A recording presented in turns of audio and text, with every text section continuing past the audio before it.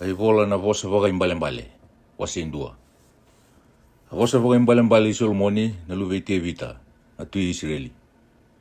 Me kilai kina na vuku, kena i vavuvuli. Me kuni kina na vosa vaga alo matua. Na rewa kina na i vavuvuli ni vuku. Kena alo ndondonu, kena lewa, kena takataka ndondonu. Me soli kina na alo matua, ve ira na alo ai. Na kila, ka kena lomo vuku wana dhuruvou. Ena wakarorongo na lomo vuku, kana tumbu dake kina na nona vuku. Ia na tamaten tau kila ka, ena rawata na i vavuvuli vuku. Na kila na vosa vaka imbale-mbale, kena i vaka madala. Na nona vosa na vuku, kena nona vosa vaka tautau vata. Na rere vaki Jehova, sa huni lomo vuku. Ia koera na lia era sa thata na vuku, kena i vavuvuli. Na luvengu, wakarorongo kina i vavuvuli i tamamu. Kamo ka kuni biuta na hunau i tinamu. Ninandua na usutale i kina ulumu. Kena i taumbe kina domomu. Na luvengu, ke wakasa te maki iko o ira na tamatadha, umbese nga. Ke wakaya rasa kaya, tauma i lakobata. Menda tau kotolo ki manda, me ia na vei vangamatei. Tau laki kotolo, me vangamatei ira walanga i rasa sianga ni dala. Me tau tilo me ira mbulumbula, me wakana i mbulumbulu. Katau dhoko, me wakata kira era sa ala sombu kina ndau buke. Tau na kunea na iau tali ke ngā. Tau na iau uta kina nanda tau vale me oso. Menda tau wata vata. Mendo wata ngā na nanda tau tanga i lavo. Na luvengu, mo ka kuni salavata ke iru tau. Mo taro wana ya wamu, maina nanda tau i lako. Nisa didi kina dha, na ya wanda tau. Ratau sa kusa rawa me ravanda veanan ra. Endina sa sianga ni anga, membiri nandai. E matana indua manu puka. Ia tau sa lawa kita ki ira waka ira tau ngā, mera bonda vendra. Ia tau sa kotolo, mera matikina ko ira tau. Sa baka kina na non revala kira ngā, ira sa kodova na iau. Sa ikoa ka wang mati ira na kena i tau kei. Sa andau bunau i tau tumpa ko buku. Sa tambalaka na tumona e na sangata. Sa kadi na tikina, endau songo ni kina na tamata. E na sangata ni matamata ni koro. E na loma ni koro, sa tau huta na nona vosa kakaya. Ko ike mundau na alo ai. Me waka i vei na kena dende na no mundau vinakata na alo ai. Karamara u ira na dau vei wakaliali ai. E na nona vei wakaliali ai. Ka dhata na vuku ko ira sa sisewa. Dau sa umake mai e na nungu vunau. Reida, kau na sovaraka na longu vei ki mundau. Kau na wakatakila na nungu vosa vei ki mundau. Ni kau andau kadi, ia dau ambese ngā. Kau andon tokayani na lingangu, kasianga ni dua sango lewa. Ia, dua waka wale taka kete ngā na nungu i vavuvuli. Kasianga ni vinakata na nungu vunau. Wei iau tele ngā, kau na ndende waka na numundau wakaloloma. Kau na wakalialia, ni saya mai na numundau rere. Ni saya mai na numundau rere me waka na rusa. Kina numundau dha, me waka na dovulada. Ni saya wiki mundau na rarawa, kena e luma. Era nangai kathi mai wei au, ia kau na sianga ni rongoyani. Era nangara iau wangu matua, ara na sianga ni kuni iau. Nira adhata na wuku, ka sianga ni dingitaka mera rere waki Jehova. Era ambese ngā, kina nungu i vavuvuli. Era ambedha na nungu vunau kete ngā. O koia, era na kania kina, na huni nonre valavala. Karana wagama mautaki, ena nonre lewa. Sa nonre liusitale, na yalowai, era na mati kina. Kina nonre sautu, na lia era na rusa kina. Ia, ko koe sa warorongo wei au ena tiko vinaka. Kana wakadhiengu ka sianga ni rere waka indua na kada. Wase rua. Na luvengu, ka wakako na wangambauta na nungu bosa. Ka wunia na nungu vunau minomu. O wakatundali ngamu kina vuku. Ka pangole sara na lomamu kina lomatua. Iyo, ka wakako tangida na loma vuku. Ka tambalaka na tumomu mo kilaka. Ka wakako ngara me wakako sangara na siliva. Ka wakasangara me wakasa iau buni. Kona ngai kila na rere waki Jehova. Ka kunia na kalou, mo kila i koea. Nisa sulia na vuku ko Jehova. Salongo mai na ngusuna na kila ka, kena alo matua. Sambi nia na vuku ndina menondra na alo ndondonu. Aisa sambai ko koea, veira ersal lako ndondonu. Sa wakatawa ko koea na nondre lako na taka ndondonu. Sa maru roya na nondre sala na alo sabasaba. Kona ngai kila na i wala ndondonu kena lewa. Kena taka ndondonu, iyo na sala vinaka kete ngā. Nina ngai tu ruma na lomamu na vuku. Kasa kami da mai kina lomu nandau kilaka. E nangai maruru i iko na lomo buku. Kapakatawa i iko na lomo tua. E wambula i iko mana sala ni tamatara. Mana tamata sa wosataka na ka bebe. Ko ira era sambiuta na sala nondonu. Mera muria na sala mutu. Era reki nira kitaka na kada. Kamaro taka na wala bebe ni tamatara. Sa tata kelo na non sala. Arsa baka bebe taka na non lako. E wambula i iko mana leon dua tani. Iyo mai buana kay tani sa wosa ve davi laki. Kokoya sambiuti koya. Kandau tumbero boli ni sangwane lewa. Asangwila daba na nona vea lati kaya na nona kalu. Ni sangara kina mate na nona vale. Kina nona ilako kina imbulu. Sa sianga indua sa lako bua metale mai. Sembutu katale na sala ni bula. Mamuria na nona sala na tamata vinaka. Kapag bauta na nona sala na yalon dundonu. Nila na tiko nga na vanua na yalon dundonu. Karena tiko ndeikina na yalon dina. Ia, ko ira na tamata da era na mundu kitani e ura. Ira na ndau talendendre era na tabu leibi mai kina. Wase tolu. Na lubengu, mokaku ni ngwele dawa na nungu bunau. Ia me muria tiko na nungu ibaro na lomamu. Nina waka ikuri take kina ve iko na singa ibunga. Kena mbula dende, kena sautu. Me kaku ni takali ve iko na loma kena dina. Waka itau me manda kina. Mawalasa ara kina lomamu. Onangai kunea na loloma karongo vinaka.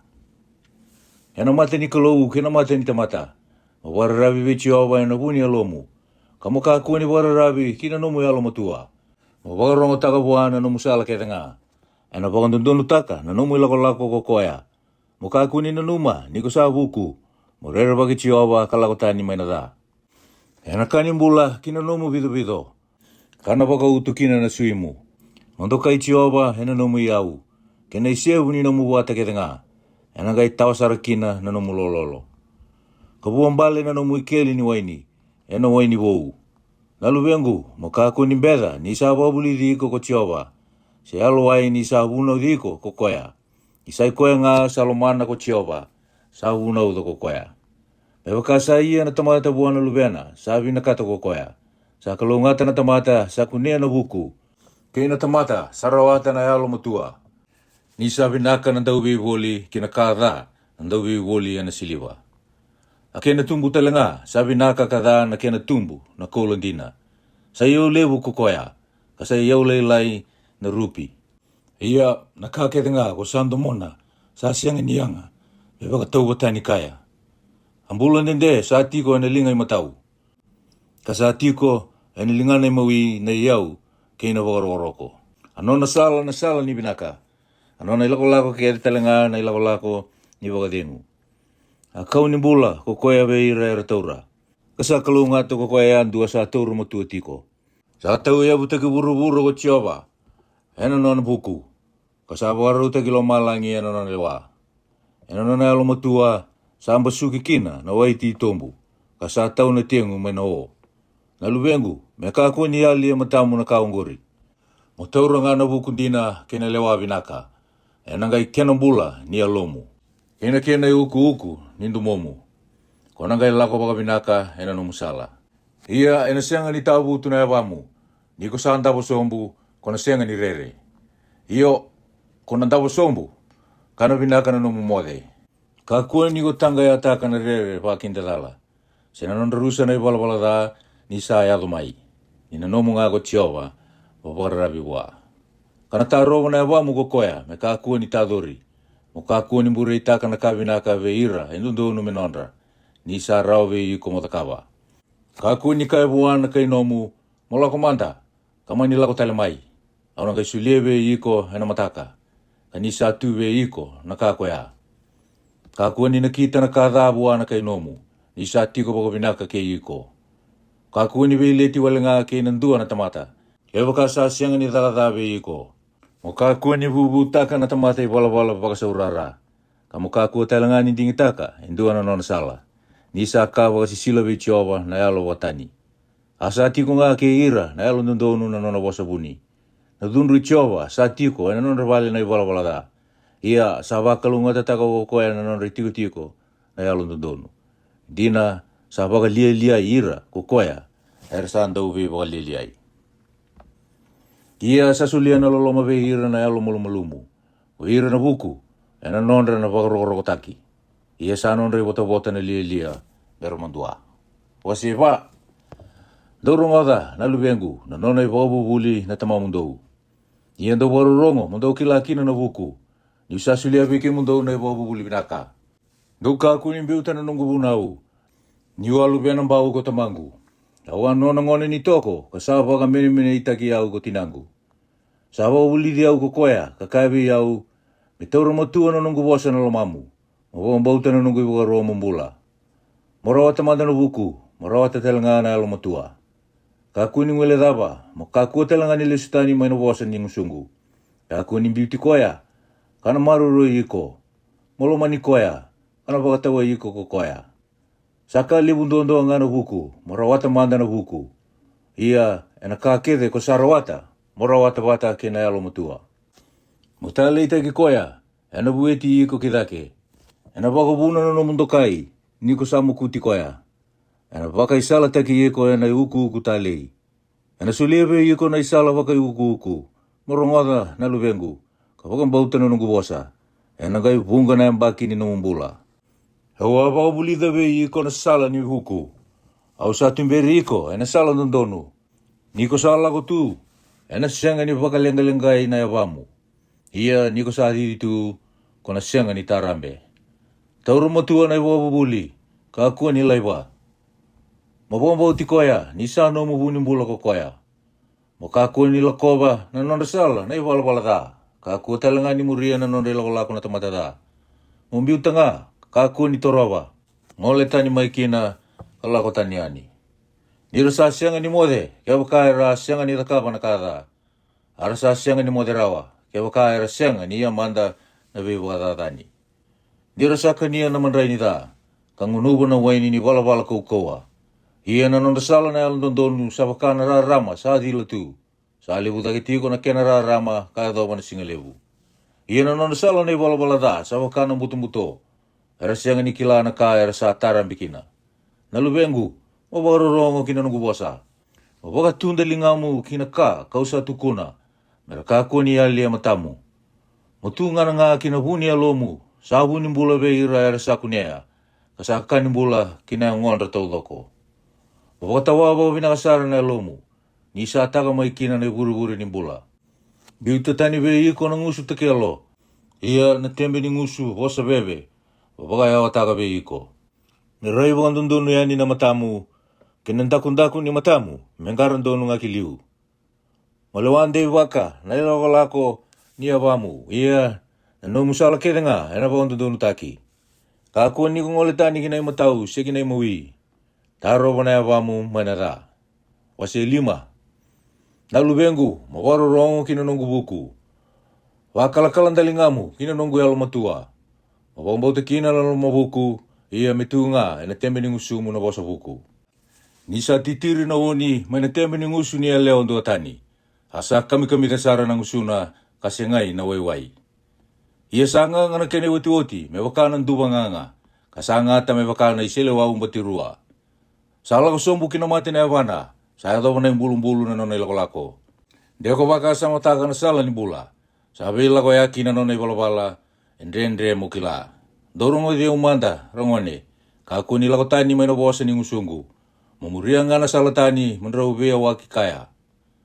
Mokaku ni toroba na katumba ni nona bale. Deko sulia be ira na tani na kemu rongo binaka. Kina nomu be ambaki be ira sasianga ni loloma. Dia mamau ko ira na tani ena nomu yau. Katiko ena bale ni kaitani na ka ko otakina. Ira kongai butungu mai muri. Disaka ni woti na lewemu kena ngomu. Kakaya ulei ni usa data na be bakatabulidi kambera na bunau na lamangu. Kasasi nga talangani borongoda na tomonra era bulidi au. Ia be ira era bunau di au kawambese iwakalakalan dalingangu. Sabo ilai me dakaba na kada kirenga. Na kenra maliwa na leo ni lotu kina isongo. Mungunu wai maina no mukeli wai. Kina wai nronro maina no mateni wai. Mesandu inda be boliani na nomu iburubure. Kena be udiwai ena sanga tani koro. Ni nomu ndondo nga. Kasianga ni nomundo wata ke ira na kaitani. Me kalunga tena nomu iwuruhure, ia mamaro te ki koea sawa timu, iko sa doru wau. Me sabakana tira anda uloloma, ko koea, kena mea leo kila sa mata vinaka. Mamamau ngā, ena sudu, ena winga una keda ngā. Mamaro tiko ngā ena nona loloma. Nalu bengu, adhava ko via maro taka kina na leo tani. Momo kota kina na loma serena na tani. Ni sa tu ena mata i chiova na i wala ni tamata. Kasanda una numa keda ngā na nona ilakolako. Ena lauti koe na tamata da na nona dakadala. Ia ena i wau ni nona i wala da. Ena vesu kina ko koea. Ena mate ngā ko koea kasianga ni wau livi. Ia ena huku ni nona lia lehu. Ena lako sese ngā. Amen.